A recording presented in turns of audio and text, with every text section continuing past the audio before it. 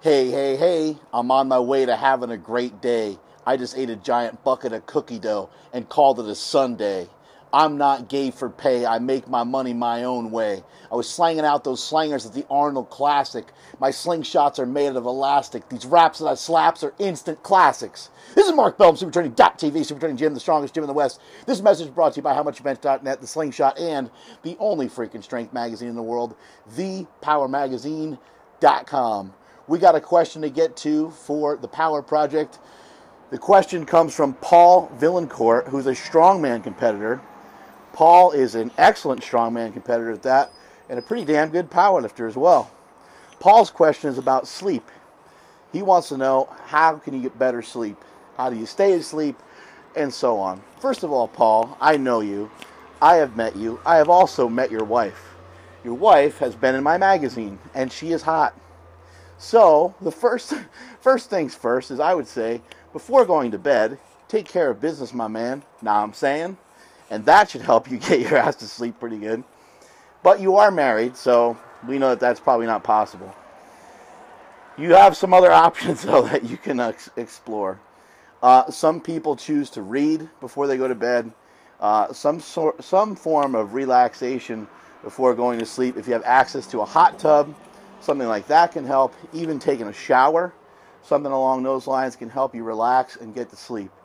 You might want to look into something like ZMA, zinc, magnesium. Supplementation can help you not only get to sleep, but stay asleep. But really, what this comes down to, this reminds me of the gaining weight question, and of the losing fat question, and it reminds me of how do I get bigger arms question. It's all a matter of dedicating yourself to a specific task. When it comes to sleep, you're going to have to try to get yourself into a routine. You're going to have to try to get yourself to bed at a similar time every night. Normally, what it means is when you're having trouble sleeping, there's a couple things going on. A, you might want to look into how much caffeine you're taking in during the day. You don't think those 7 cups of coffee are keeping you up? Look into your pre-workout that you're having. Are you working out at 5 or 6 o'clock at night and having some sort of crazy-ass pre-workout? Because that could be affecting you probably more so than anything else. So look into that first. There's some other things to look into. You're probably getting to bed, I would guess, because I've had trouble with this myself, you're probably getting to bed 2 to 3 hours later than you need to. Now, if you're saying, oh shit, I'm getting to bed at 11 o'clock, well, you might have to get to bed as early as 9 o'clock. Or you might have to start to set yourself up to get to bed earlier, much, much earlier even. Maybe even right after dinner, you might have to start kind of thinking about getting yourself to sleep. For me, I have children. I got 2 kids, so the kids go to bed around 9 o'clock, but we have to start kind of getting them prepared because they're pains in the asses. We got to start getting them ready for bed around 8 o'clock. And then I usually go to sleep around 9:30 or 10, which is a huge improvement for me because I used to stay up all hours of the night. But by forcing myself to get to bed earlier, that has been a key component. Also, you're going to watch your nutrition. Pay attention to what you're eating. A large meal can make you feel sleepy, but a large meal is not going to keep you asleep. A large meal is going to mess with your stomach and keep your body occupied, I should say, while you're sleeping, and you're probably going to wake up with indigestion or all kinds of other things, especially as you're getting older. So, if you eat it, you want to have some clearance between your last meal and the time you go to bed. A snack is a different thing. Having something smaller, having a glass of milk or a protein bar or protein shake or something like that, not as huge of a deal, and that can actually assist you in getting to sleep. You might want to watch out for the type of carbohydrates. Everyone's different.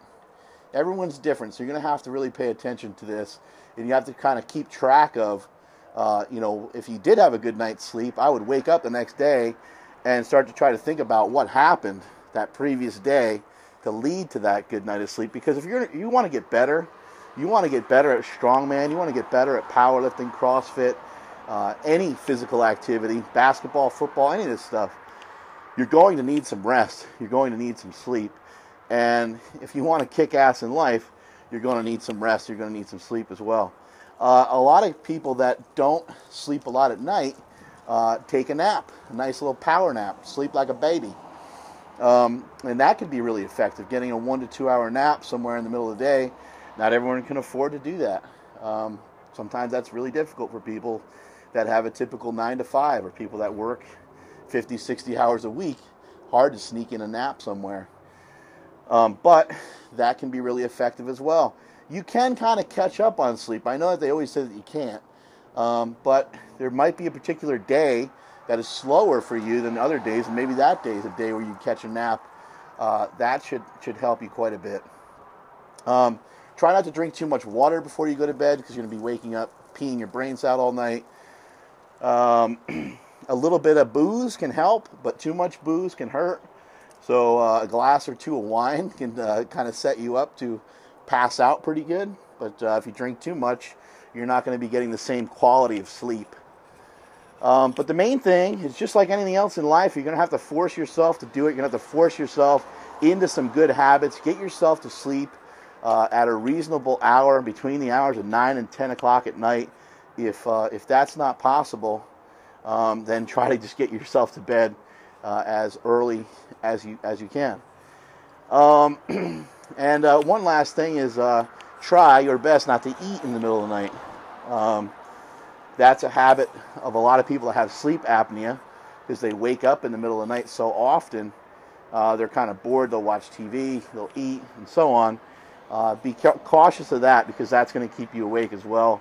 Again, having your stomach occupied with food is not going to allow your body to really, truly rest the way it needs to.